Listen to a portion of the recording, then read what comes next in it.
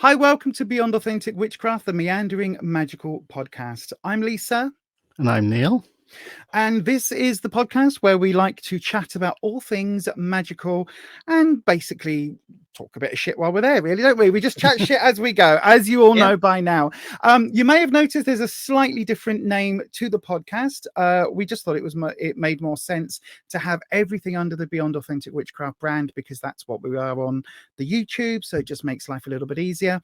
But also, it makes sense to kind of do a season 2.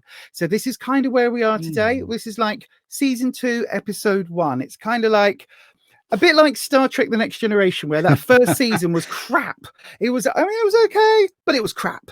And that's kind of where we are. Yeah, I knew you were going to do a Star Trek reference. Of course. So it's like we've had our first season where we've, had a bit of a writer's strike. We've had a few hiccups here. The costuming was a little bit tighter. We've got everything sorted. And now we're hitting our stride with that second season, even though it was season 3 for Next Gen. But anyway, we're not going to talk about that, because you know me, I get me talking about Star Trek and I'll be here for days, let alone hours. Anyway, we have got a few little tweaks to the podcast. We've actually got a few sections and segments that we're bringing in, so it's got a little bit more of a structure to it. So let us know in the comment sections and wherever you are picking this podcast up from. If you're hearing the audio version, hello, I just waved. I don't know why I did that. If you're hearing the audio version, I just waved. That's the sound effect of a wave. That's the sound effect of the waving. Yes. Well done. See, this is why you're here to just catch me when I do random weird shit like that. But we've got a couple of segments sorted out, and hopefully we want to make this a bit more interactive. So coming up towards the end of the podcast today, you're going to hear us talk about questions from yourselves, from some of the people that watch and some of the people that listen, and would love more of you to get involved. So if you would like to get involved, it's dead easy now. You can send an email to podcast@beyondauthentic.co.uk. So podcast@beyondauthentic.co.uk. Send us your questions, send us anything at all that you want us to talk about, ideas for future podcasts, or, as we've got a couple of questions in already, if you've got something you've always wanted to ask a practicing witch or a practicing chaos mage and you've never had the opportunity, well, we are flinging those doors open to you now. Get your questions in, and we'll try and answer them if we can. I mean, we don't know everything, but we can just talk about. But no, if we don't experience, But the thing is, Neil, if we don't know everything, we'll just bullshit it. It'll be fine. No one's going to know that. No, I'm joking. Serves them right for asking us rather than just looking on. Well, yeah, if there is anything, in all honesty, if there is anything that we don't know, we'll tell you we didn't know this. And hopefully, if we've got a little bit of advance notice of the questions, we'll be able to go and get you some answers and let you know what feels right from our perspectives. Yeah. But anyway, all of that is to come. First of all, though, Neil, I guess we're going to do, I've got a little thing. I've got a little jingle to play. So this is going to be, it's called Magical Memories. It's just a little catch up from any magical practice that we've done since the last podcast.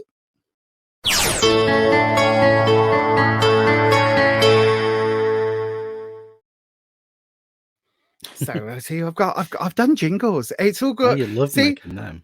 I know there's a little ident for those on YouTube, and there's a sound effect for those on the audio only version. I'm working this out now. It's only taken us like a year to get to this point, but anyway. So then, Neil, since we last spoke on the podcast, have you been up to anything magical? Have you done any workings? What have you been up to in the realm of magic? I can't put my finger on anything definite, but I would say that, I mean, between the last episode and now, there was kind of a period of very strange illness where I kind of took advantage of that to do some gnosis stuff and a lot of energy work. So, I mean, there's been that. So there hasn't been anything definitive. I've not kind of like sat down and, I don't know, done any kind of what you would see as magic. But yeah, there's been just kind of the odd little playing around with things. Nothing too big. Nothing's caused a big riff or anything like that we know of. So, yeah. How about you? Well, funnily enough, I actually have done a couple of proper what I would call proper workings. So not my usual sort of lazy bitch witch kind of stuff, which is just like, right, I'm in the moment right now. What have I got around me? Let's make do with what I've got. I've actually done, so the dark moon. So obviously where we are now, as we're filming this, it's literally the day before the full moon. So a couple of weeks ago, as we got to that dark moon, I was acutely aware for the last couple of months that I needed to redo all of the wards, all of the protection workings that I've got around the flat. Generally, I like to do them about every 6 months, just give it all a super oomph charge and everything. And I realized I hadn't done it for a little while because obviously with the cancer stuff last year and all of that, don't want to bang on at that point too much, but there wasn't a lot of excess energy for me to do things like that. So I took a bit of time, worked out what I wanted to do, and then I actually prepared and prepped. I prepped a working. I mean, this is just unlike me. It's like I got taken over by a possession or something. And so I actually had a whole working to do on the night of the new moon. So, but it was specifically leading up to the night of the new moon. Like, I'd checked all the correspondences and all the times, and it was about 5 a.m. that the actual new moon could first be seen. So even though all of the almanacs and all of the guides would tell you it was that night was the new moon night, it wasn't. I was working with the energy up to that new moon. So that last slither of dark moon, when it's at its absolute, like, you cannot see it, there is nothing there, and it's about to launch, you know, you're about to see that first chunk. Working on the principle of it's always coldest before the dawn. You know, like if you've ever been out, I know we're going to talk later on about group workings. If you've ever been out at a ritual, an overnight ritual or something like that, you can tell when the dawn's about to hit within about half an hour, because it gets suddenly a lot colder and everybody's like clinging to their robes and their cloaks and everyone's like, whoa, and you've just got this, the temperature drops. And so working on that principle, I thought, well, if we've got a dark moon, then that's the perfect time to act, for that dark moon to act like a trash can, and for me to jettison everything that I wanted destroyed. And so there was quite a bit of stuff that I threw into a metaphorical trash can for that dark moon energy, so that as it ended, that cycle would be broken. So there was quite a bit of working that went into that, but also in terms of the wards, it was all designed that as the moon kind of moved, as the clock ticked, and we hit that new moon, the moments where the new moon is actually visible, as soon as we got to that point, it was like a recharge for the wards. I swapped out. So the way that I have my wards around the flat is I've got various crystals that are charged with specific intent. So I swapped some of those out. I swapped out other bits and pieces that I use. I also went round off from my front door round to the neighbors, literally round the entire perimeter of the flat, the physical flat, with some salt water, with herbs and stuff that was all mixed up in the salt water, in a bottle, so it didn't look as if I was, like, you know, flicking it from the cauldron. Because I thought, just in case the neighbors are up early, because I know a lot of our neighbors have got kids, so just in case the kids have got the neighbors up and they're looking out the window going, what the hell is she doing, sprinkling this cauldron water everywhere? So yeah, it was all under the radar in terms of that. But yeah, that was I actually thoroughly enjoyed myself, if that makes sense. Recharging everything and getting that new moon energy into play. But also it's the first time that I've specifically worked with that slither of dark moon energy. I've quite often worked with the dark moon because obviously being liminal, I class myself as liminal. There's a lot of things you can do with that dark moon energy, that purely destructive. It's the end of a dying part of the cycle. There's a lot that you can tie in with that. But this was the first time that I'd used it to recharge wards in a way that would have a lasting effect. So yeah, so that was really interesting, actually. Very methodical and very unlike me. I know. I think it's your influence rubbing off on me, and this whole kind of, there's ways of doing things sometimes. But yeah, no. So I thought that was quite a useful thing. I've also been, because I'm working on. It's not a secret because I've talked about it on the live streams when I do the tarot readings every Tuesday and Sunday, 7 p.m. UK time on the YouTubes, Beyond Authentic Witchcraft. Just get the plug in there. But where I do those live streams, I've talked about working on a tarot course or a tarot workbook. And what that's made me do is to basically go back to basics on my tarot practice and work out, how do I distill 28 years of experience? I mean, all right, a lot of that time, probably 10 years worth of that time, I wasn't actively using the cards in total. So saying 18 years of total practice time, how do you distill that down in order to teach somebody else tarot, particularly if that person has never picked up a deck before? So that's really been an interesting journey for me, and has led to a few rediscoveries about tarot, and a few kind of, oh yeah, that used to be an interesting, oh yeah, I never used to read reversals, oh yeah, I wonder if, and it's just kind of jogging memories and just kind of playing with that idea of something that you're so used to, but looking at it from a slightly fresher approach. So yes, that's basically what I've been doing ever since the last podcast. Whenever, I can't even remember when the last one was. It was probably like 6 months ago or something at this rate. But yeah, that's pretty impressive. I know, right? Who'd have thunk it? Who'd have thunk it? That whilst also, having fibro so kicked my ass so much that I've been unable to do a lot physically, but mentally my brain has been wanting to do stuff. So yeah. Anyway, that's our magical memories for this month. See, now we know we're going to do this next month. We're going to have to like purposely do some extra workings or something, so we've got something to talk about. Rather than me just going, I've been doing more tarot stuff. And me just going, no, I've been doing some stuff, some bits, yeah. Some bits. So then, Neil, the main topic of today's podcast, that everybody will be aware of because it's in the title, we're looking at groups, magical groupings.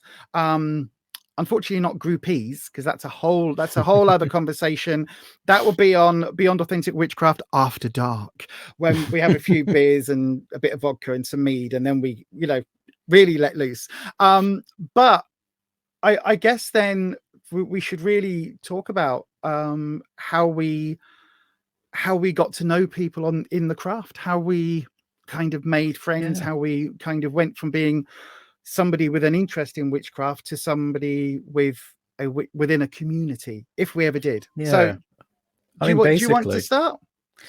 I mean, basically we're just going to go into group work, covens, moots, camps, and just generally socializing with other witches, and when we met other witches for the first time and stuff like that. Because I mean, how we met was very archaic, wasn't it?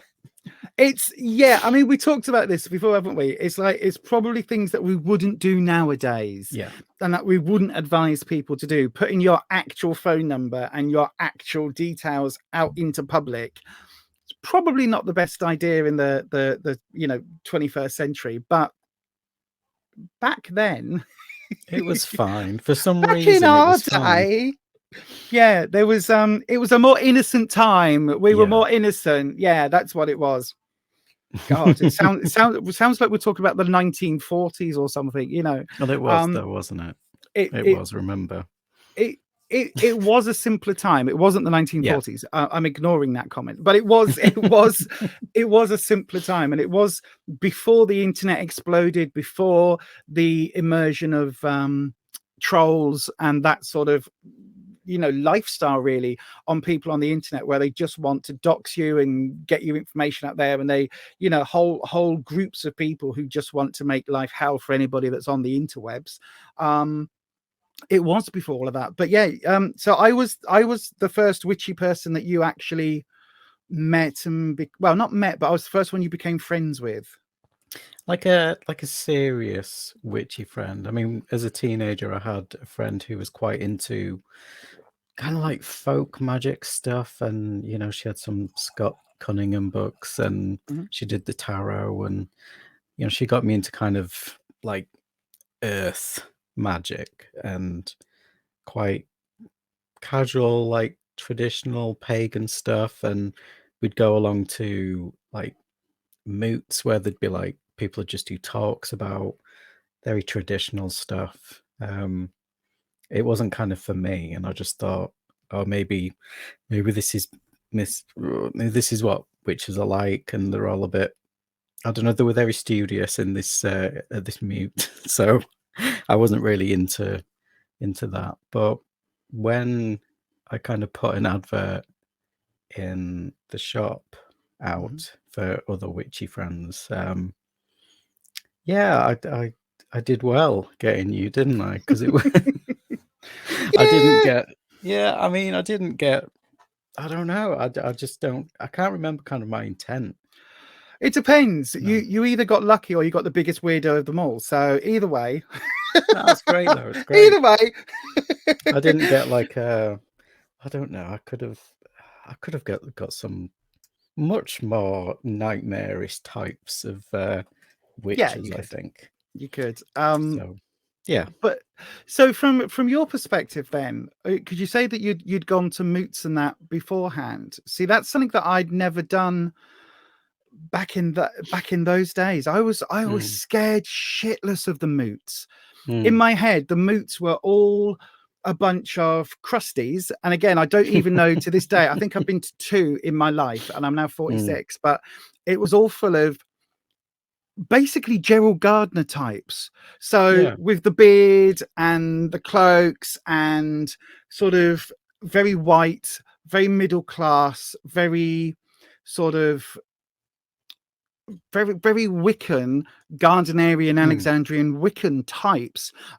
Or in my head, it was also then going to be full of like large, beefy blokes doing Norse magic and being all like Hagar the Horrible, kind of, you know, drinking their flagons of ale and believing that actually this was, you know, 400 AD or whatever the hell it was, and that they were actually reliving Viking things. And of course, it's not like that at all. But in my head, that was, I was really fearful of going into these environments and being around that sort of that sort of person. Whereas these days it doesn't bother me at all. But back then I was really, really nervous about moots. So for you that was hanging around them, how was it being like a young guy coming out as a witchy practitioner, chaos type person, interested in all of this stuff that isn't quite, you know, Alexandrian, Gardnerian Wicca? How was it going to these moots? Like, was it all the misfit, crunchy old goatee beard guys, or, you know, what was it? I mean, I was probably about 18, 19, and I was kind of, I don't know, I just kind of wanted some other kind of witchy people in my life to give me a bit of perspective and maybe learn from and things like that. But I mean, a lot of them were middle-aged, mostly men, not really crusty types. They were kind of quite cardigans and glasses, and a lot of we used to call it pagan bling, where they'd have a lot of rings with pentacles on and things like that. I mean, they were very, very nice people, but it was just that what they were into was kind of Gardnerian type, Wiccan, very traditional. And it was, me and my friend came away just kind of going, oh, it's got a lot of rules, hasn't it? I think we should just go back to doing what we were up to, because otherwise, maybe witches are kind of like this and a bit too serious, and so maybe we're just better off doing our own thing. I don't know. It's probably because, you know, it was like around that time, it was more like it gotten a bit more. Well, Buffy was out, wasn't it? Yeah, that's it. That's what I was going to say. Yeah, because Buffy was out, there was a new wave of interest, not so much in, like, it wasn't linked to like vampires, although there was an upswing in that whole kind of, you know, vampire community and sanguinarians, as well as Psyvamps and all of that stuff. There was an upswing in that kind of community. But because Buffy had the Willow focus, and her storyline became so sort of linked and so like a core part of the Buffy, sort of the Buffyverse, it basically meant that an awful lot of people were seeing Witchcraft and watching this single solo practitioner who was quite, you know, a little bit nerdy, but it wasn't what, I don't know how to describe it. It wasn't what people were used to expecting. It wasn't like the old stereotype. Yeah. And so you had somebody who kind of, it's funny because I remember watching early Buffy and watching Willow and her whole story of coming out, her whole story of like discovering witchcraft and being a solo practitioner, all of that. It was utterly relatable. Plus, I was also that kid at school that was getting, you know, good grades and was not studious because I was always like had my nose in a book, but just because I didn't have the large group of friends that were smoking behind the bike sheds and doing all of that stuff. So for me, there wasn't much left other than disappearing into fantasy realms and doing all of that. So I related. I mean, I was a little bit older than that, but I related back to my childhood watching Willow. So I completely understand how that kicked off this whole new wave at the time. Yeah, I was kind of hoping in a way that it would have opened doors for people to kind of come out and explore witchcraft more, and maybe kind of, if I put out the word again of wanting to make witchy friends, then there wouldn't be middle-aged cardigan wearing. Well, this is the thing, I keep saying this, but that's just me now, isn't it? So yeah, but I was going to say that, to be fair, Neil, I was going to say that, like, I do remember very vividly going to Whitby Goth Fest with you in a tweed jacket with leather patches on your elbows, and you weren't that much older than 18 or 19 at the time, so you know, cardigan wearing kind of, it's all projection, isn't it? That's always been your style anyway. I've always said that, like, you were the ultimate guy from the Chap magazine, even before the Chap magazine was a thing. So you know, that's always made me giggle. But yeah, I guess though, for me, like the first time I met properly witchy friends was again back in a nightclub with the two people I've talked about quite a bit, Wayne and Hig, and they were instrumental. And I met them purely and simply because I had set my hand on fire in the middle of a nightclub, and which I'd done. You know, I had done a little paperworking. I had gone to this nightclub specifically because it was a gothy, undergroundy type place, and I knew that there were practitioners there because I knew that, and I kind of knew people that were there, or knew of people that were there, I should say.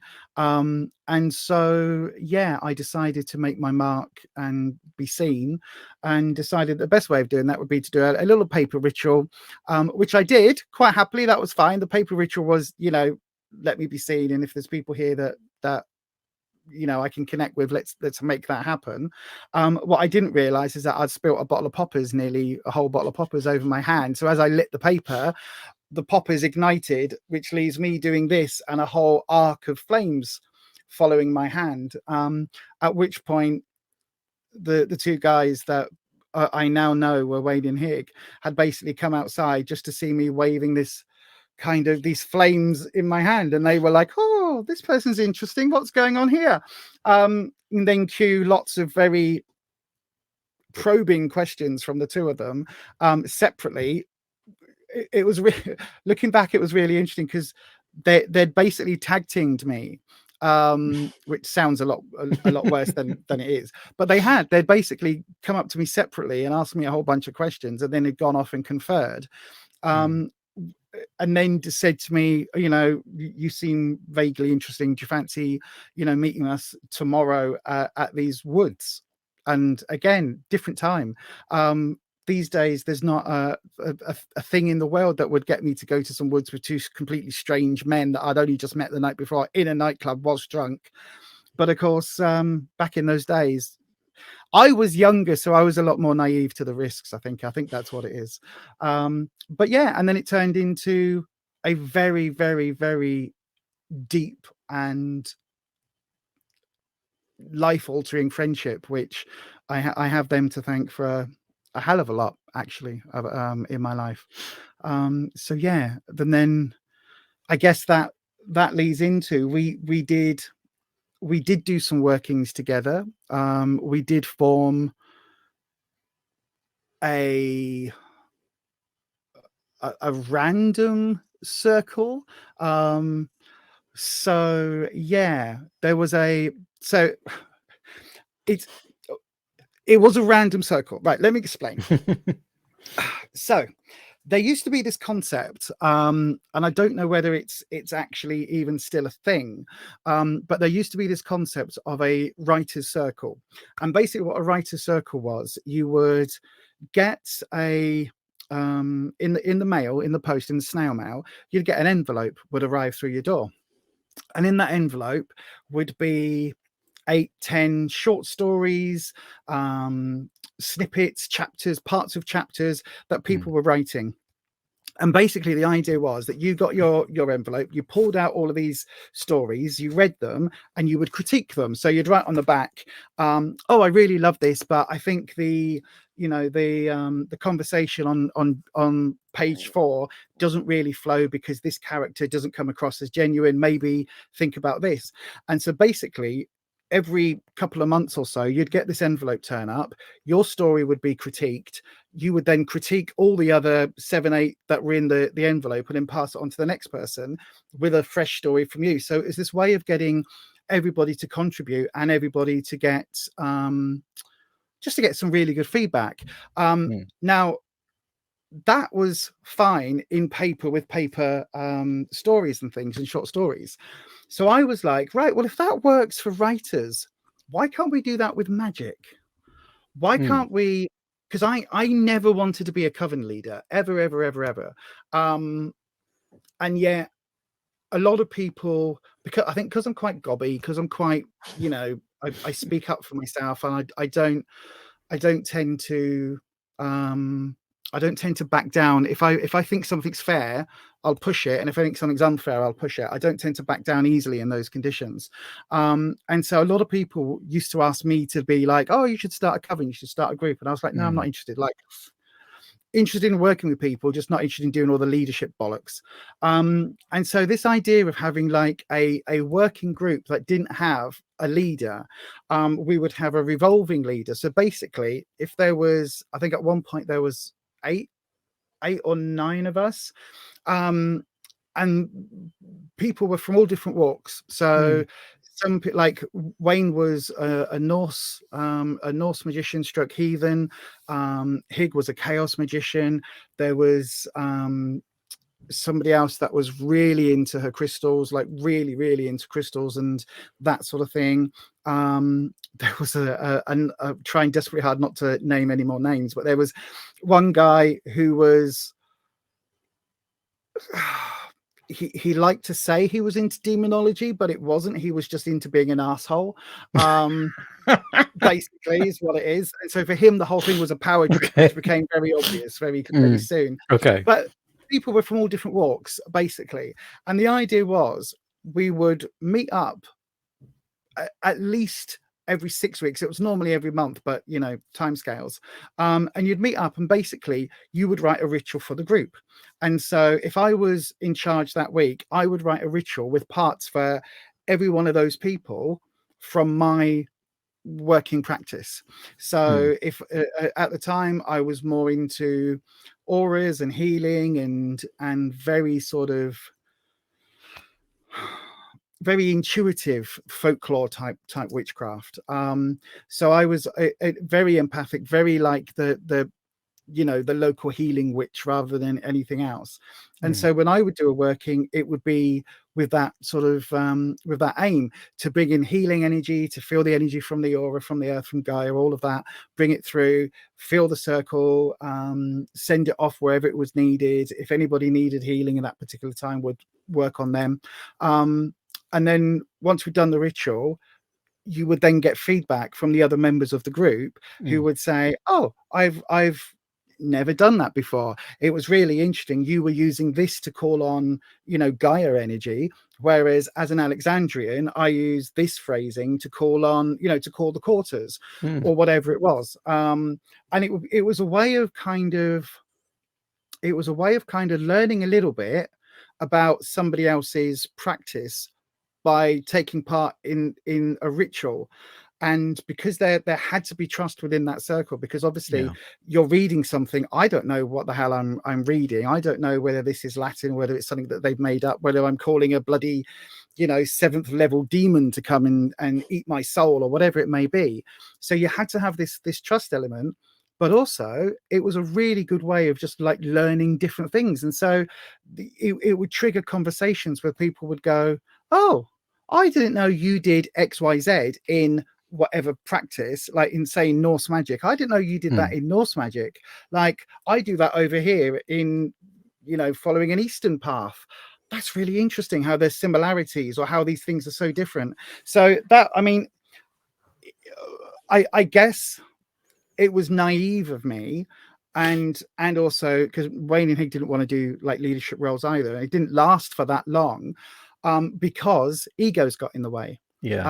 Because you would get somebody once they got that leadership kind of once they were the one in charge of the circle, some people's egoic kind of self erupted, and they you know, you would see people showing their true self in that moment, because they would literally be like, no, you do this my way, you do this, you do. And it became less of a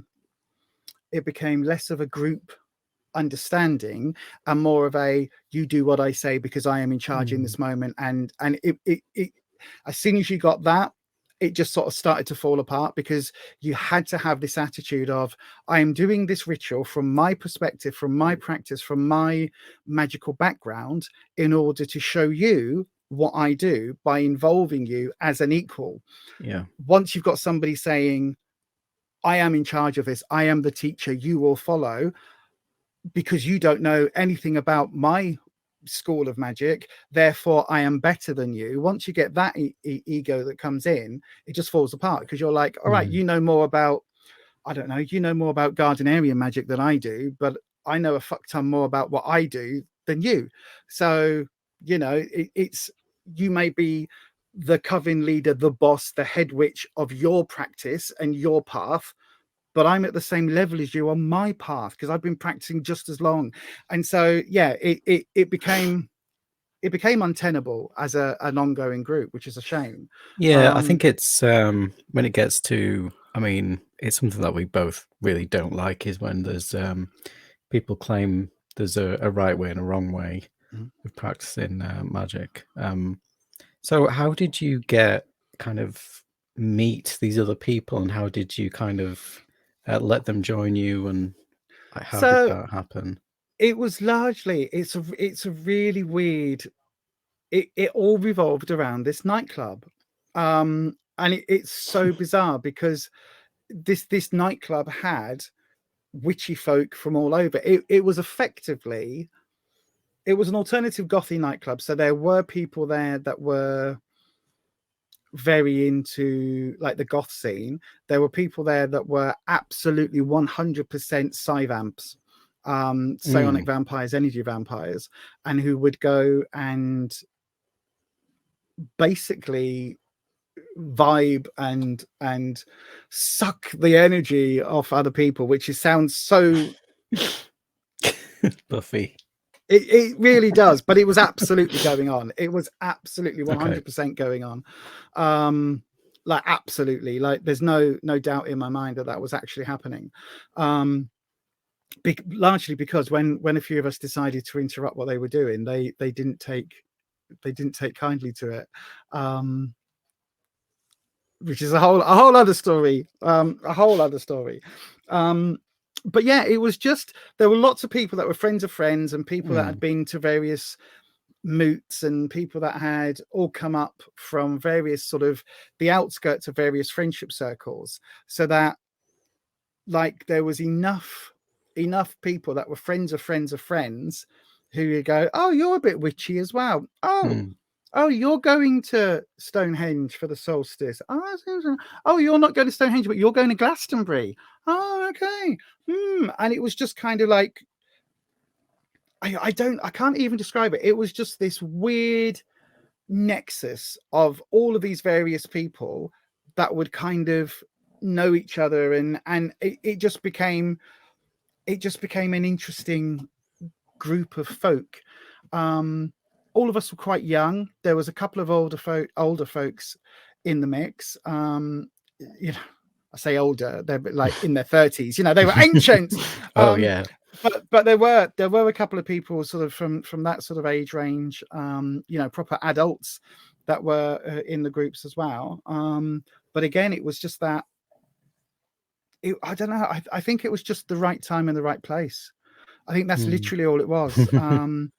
And sometimes I think that's the magic of it. It is literally being in the right time in the right place and meeting the right people, and then keeping a really open mind, and saying to people, especially with the open group, it was literally like, okay, come and do something with us. Like you're talking about, you know, I don't know, following a Native American path. Okay, well, come and like put your money where your mouth is. Like, come on in, come and show us, come and do it. Right parts for all of us, even if we're just standing there, you know, in the chorus, if you like. Right parts for all of us. We'll critique it very fairly, and you'll be included in, you know, the next one. And this is what we do. So yeah, it was an interesting time, a very interesting time. So in my perspective, meeting these people was a really organic thing, but you kind of went down, it's really interesting because you went down the really structured route. After saying that you didn't like structure with your friend and the Moots, you ended up going down an even more structured route. What was that? Like, how did that come about? Yeah, I know it's very strange to think of now, but I suppose with me is that when I found out about chaos magic and I realized that it just fit the type of magic I was into, I just couldn't believe that this was, wow, this has got a name. This is what I've been doing, and I wanted to learn more about it. And that's when I got in touch with the main chaos magical order, the Illuminates of Thanateros, who IoT, who I always mention, and you always go, what, the IUD, the CUT, the so the IoT. I joined them and I was with them for maybe 2 years and learned a lot. It was very social, which was shocking for me. But yeah, there was a lot of different group activities around it. It was mandatory once a week to participate in your region's group. I suppose it would be seen as a working group because it was about doing like rituals together, but it would be, say, you know, give each other kind of projects for the week, and you'd come back with what you found out about that, and maybe you'd kind of brainstorm amongst yourselves like one week about a ritual, or maybe somebody would be given the task to like, oh, come back next week with a ritual that we can all do. And so it was very much you know, very active and very fun group, you know, kind of learned a lot, and it was good doing rituals in a group. I mean, there wasn't that many of us for that regional group. It was maybe about 7, 8, something like that. It was a nice kind of intimate group. But there was a spin-off group from that that was run by one of the members, and that was a group that had a lot of different types of witches. So you had a different mix of people. So it wasn't just wacky chaos or anything like that. It was kind of you had different types, and you know, it was more about people would bring their own stuff each week. Again, that was every week as well. So I had two groups going. I mean, I suppose the non-IoT one was more of a coven because that was more of a bring in things once a week and you all do a ritual together. But it was very open in that, you know, somebody would bring a ritual that would be in that tradition, and you'd just be like, oh, okay, let's give that a go. Like, no one was ever like, oh, I don't know about that. Like, everyone was up for learning and having a go. So yeah, there was 2 quite different groups that I went to once a week. But with AOT, there was also the international groups. So I think I went to 2 of them. So one was a camp for a weekend. Then one was in a kind of hall, like held in a hall for a weekend. And they were pretty intense because I mean, some people had come from overseas to it, because I mean, the IoT it did start in England, so a lot of it is British based. And then you might get maybe, I'm trying to think, maybe about 30 to 50 people maybe at one of those, maybe. So the idea of working with that amount of people is intense, but that would come with its own set of rituals that kind of, you know, the kind of established people would come in with. But yeah, it's so yeah, a lot of socializing with the IoT. But I did enjoy working with the small groups. I mean, what made you sort of drift away from your group? Was there any kind of... It fell apart because of egos, is basically what it was. It fell apart because of egos. And it people drifted off. People, you know, just lost interest in the craft. I don't know how many of those people are still practicing today. No idea. I know that up until he died, Wayne still was. As to anybody else, I don't know whether people are still involved. It's like, I mean, I guess before that I was involved in a group, ish, sort of New Foresty based ish. It was kind of a really, it wasn't a group, but it was a group, but it wasn't. It was, yeah, a really informal, you know, we called it a coven. It wasn't a coven. But you know, with the New Forest and the history of witches and all that in the New Forest, which I absolutely adore. You know, oh, we're a coven, right? Okay, well, not really, but okay, yeah. But then I was almost a member of a coven a few years back. Almost. I'd met a few people up in Leeds, and I'd met, this is only about 5 years ago, just before lockdowns. And as we were all kind of going along, it started to emerge that it was a Skyclad group. And I was like, no, I'm out. Thanks. You know, I wasn't entirely convinced about like the heavily Gardnerian aspects and like a lot of the stuff that we were learning.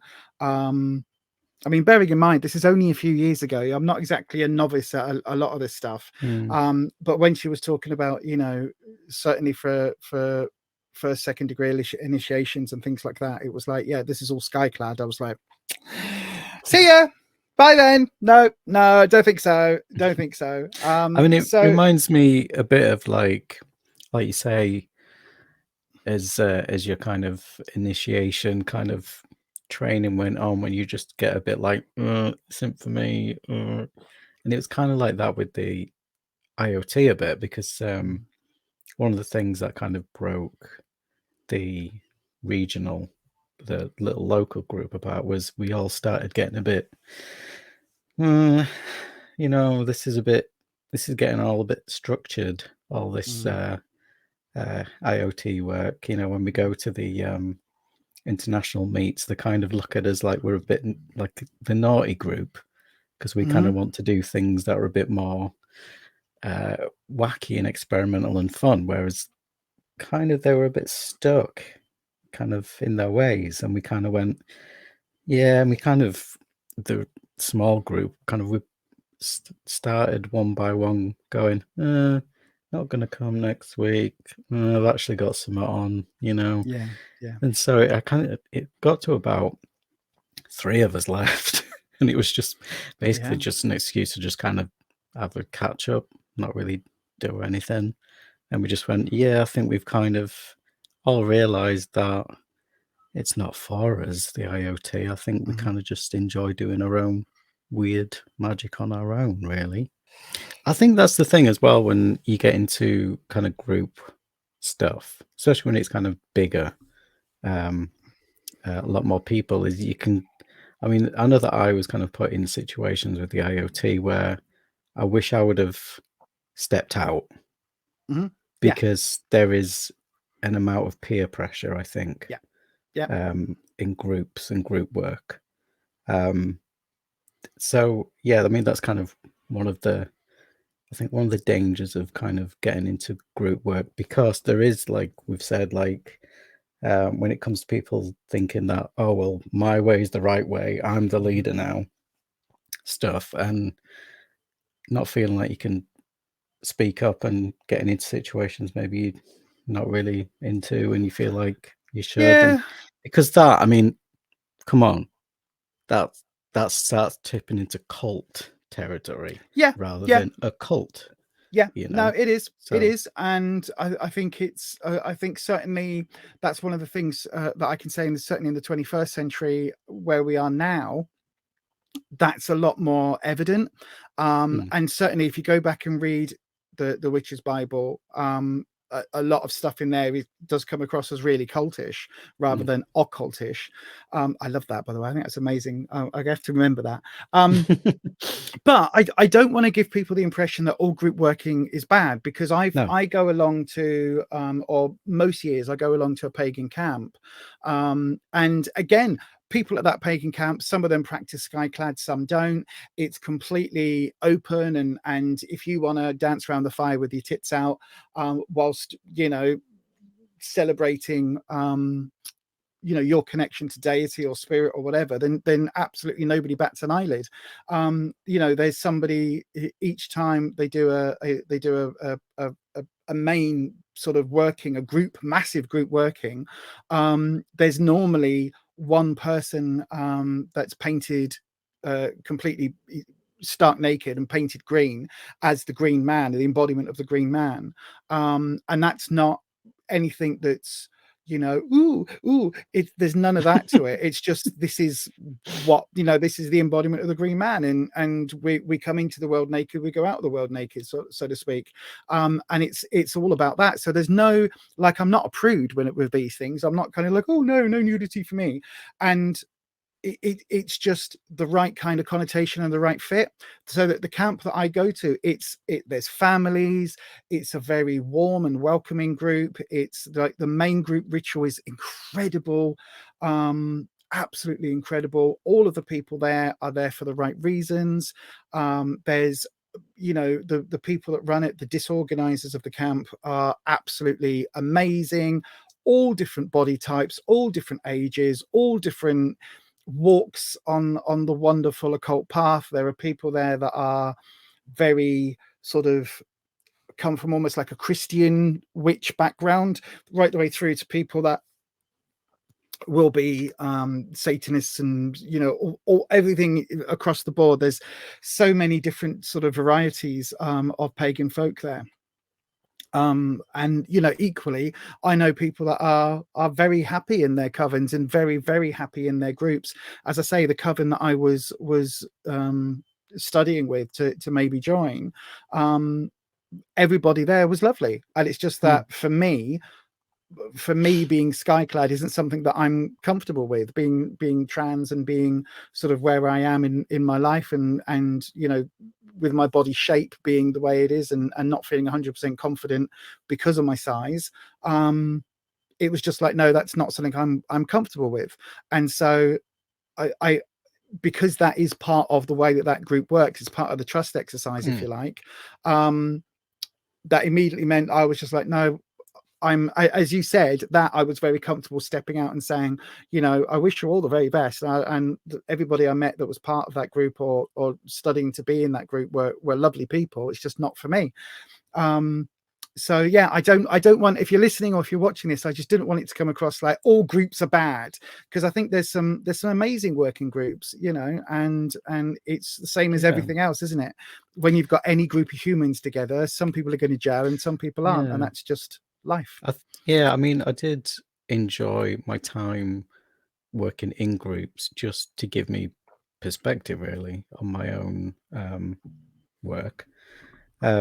You know, because I've learned a lot. I gained a lot of insight into how others worked and their ideas on things. And I mean, it is very interesting to have.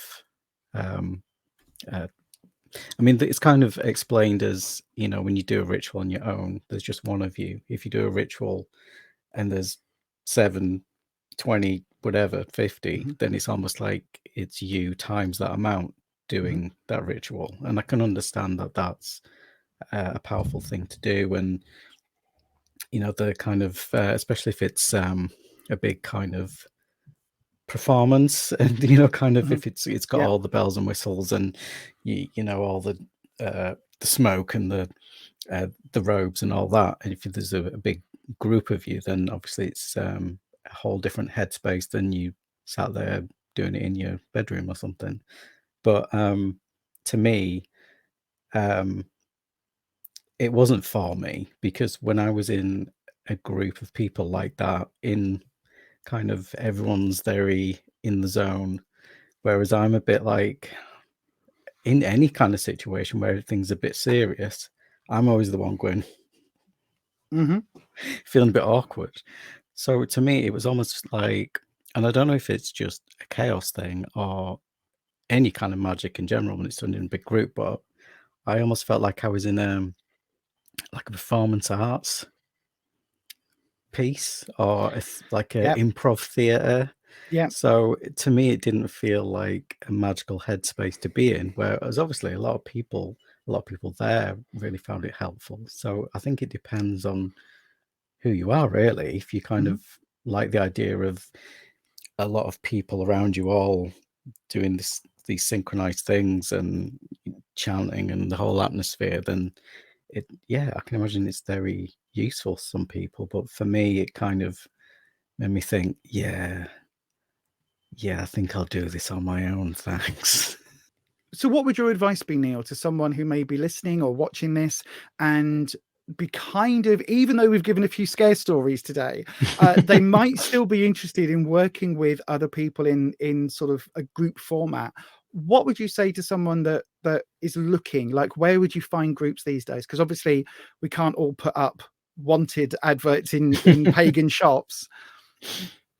Yeah, I mean, I would, depending on what your area of interest is, say if you're a chaos magician or you're into Gardenerian stuff or demonolatry, or if you kind of search maybe Facebook groups or subreddits on Reddit about these things, and maybe you just kind of message people who are kind of seem to be on your wavelength about certain things, and, you know, just talk to them, make some friends individually, and then if people are on your wavelength and maybe they're in your area or just on the same island as you, then see what kind of meetups they like going to, like moots or camps or things like that, and go from there and put your feelers out.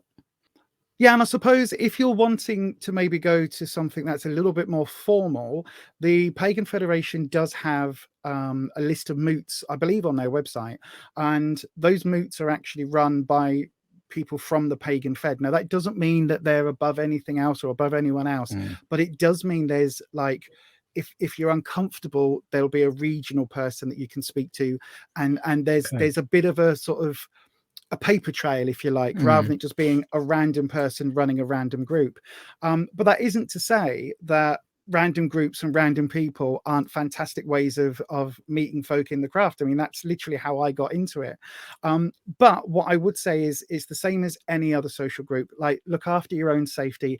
If for any reason you feel in your gut that this isn't for you, if you feel uncomfortable, if you're being asked to cross your personal boundaries in any way, shape or form, feel free to just say, I've got to go now, you know, I'm leaving. Do the sensible things. If you are going to a group and you're meeting people for the very first time, make sure somebody you know has your phone number, where you're headed, and what time you're expected back, and things like that. Just the general safety things that you would do meeting anybody out in the real world. Just because people may be really nice online or really nice in you know a forum or something like that, doesn't necessarily mean that they are totally who they say they are. Not to put you off group workings, because again, I have been to some amazing camps and I've been to some amazing groups in my time. And again, if you're wanting to join the camps, like that's a whole every single weekend from spring through to winter, if not all year round, certainly in the UK, there are pagan camps, and you can find listings of all of those online. The particular one that I go to isn't really listed so much online because it is an invitation only group, but there are hundreds of camps that run almost every single weekend, or some weekends in the peak of summer, there'll be 3 or 4 camps happening at the same time because there's that many people interested. Apart from that, you can always go along to your local witchy alternative shop and speak to the people that work there. They will know in your area, they will know kind of the groups that can be trusted, and you know they'll know if there's a group that meets regularly, or if not, they may even have a notice board, and they may even accept little post-it notes and little cards looking for people to meet up. And then who knows, in 20 years time you could have a podcast with one of your friends that you met in a shop like that as well. So then, Neil, I think we've covered that entirely, so let's go to our very last segment. This is a new one for season 2.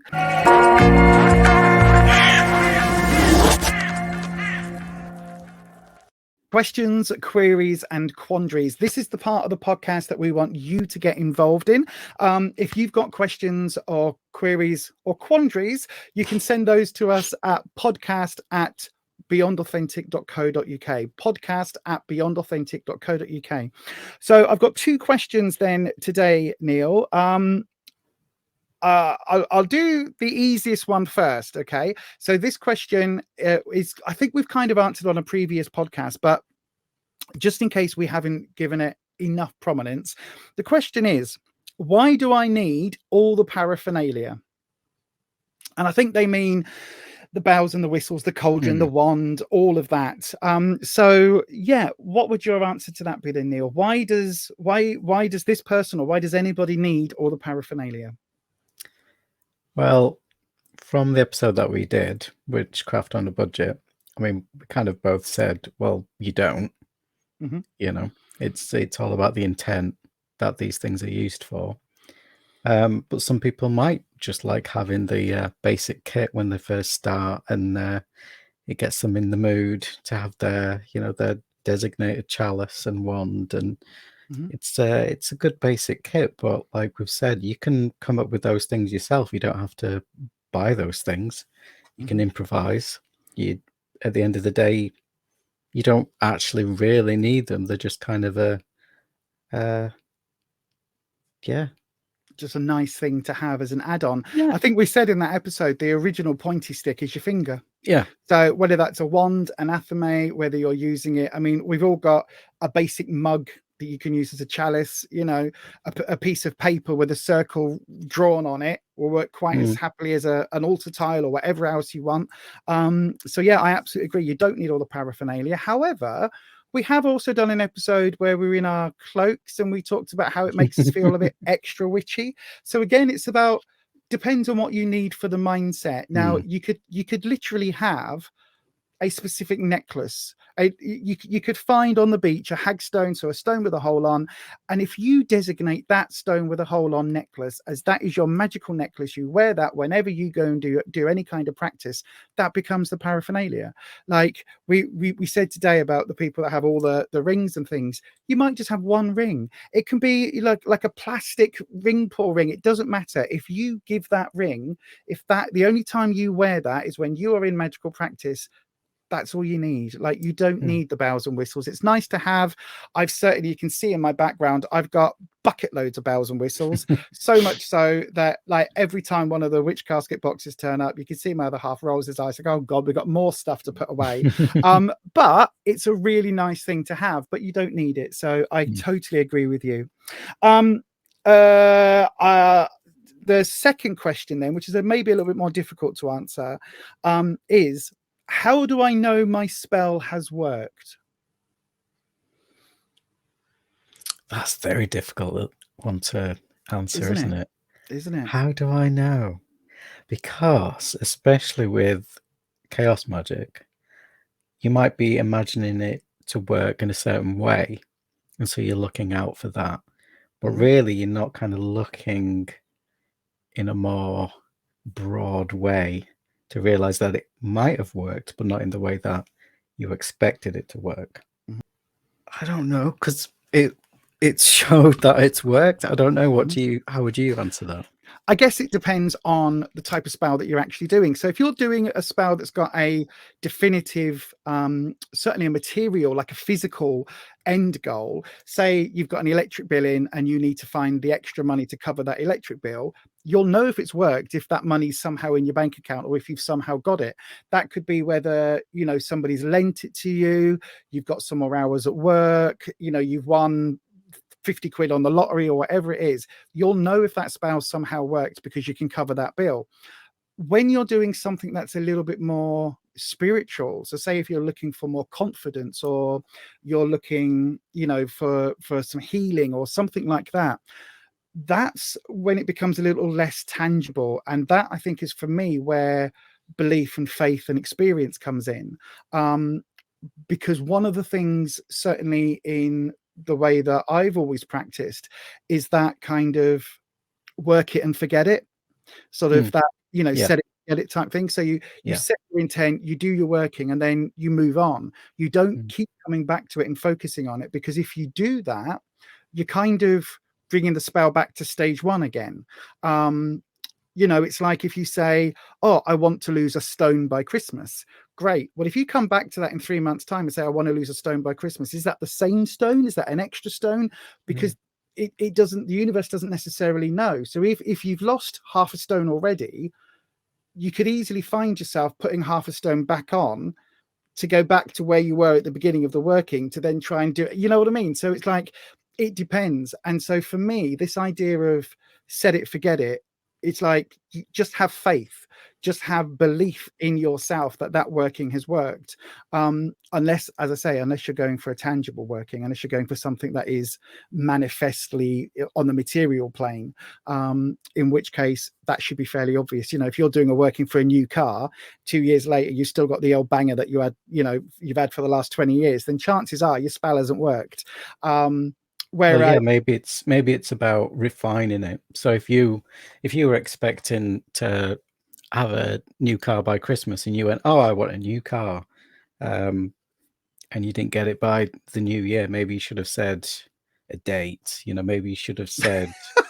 I like that. Yeah, you didn't say which Christmas. Yeah, that's very true. That is very, very true. Or, you know, there could be just so many little things that you've not thought about that you should have maybe honed it. So it's not necessarily, don't see it as a failed thing, just see it as it's a little tick in the right direction. Do another spell that kind of, you know, more detail tick, then you'll finally get there. Just keep putting the work in. It's just about maybe you're not phrasing it in the right way for the universe to catch on. Yeah, absolutely. Basically. Well, thank you for that, and thank you for asking the questions. I'm not going to say who that was, but she knows who she is, and thank you very much for asking those questions. If you would like a question, a query, or a quandary answered, do please, as I say, email podcast@beyondauthentic.co.uk.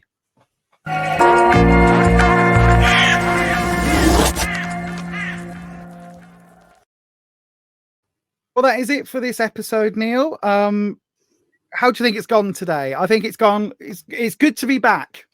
It is. It's very good to be back, and it's this chair is a lot more uncomfortable than the last one. Oh, gosh, but it's interesting because when kind of pick these topics and we're like, well, I know that definitely you're going to bring this up, but then we kind of go to places that we didn't know that about you, and actually we didn't know that you thought about this in that way, and so it just ends up being the very nice organic conversation that we would have anyway, which I really enjoy doing these, because it is just having a good old, not a debate, but just a conversation about.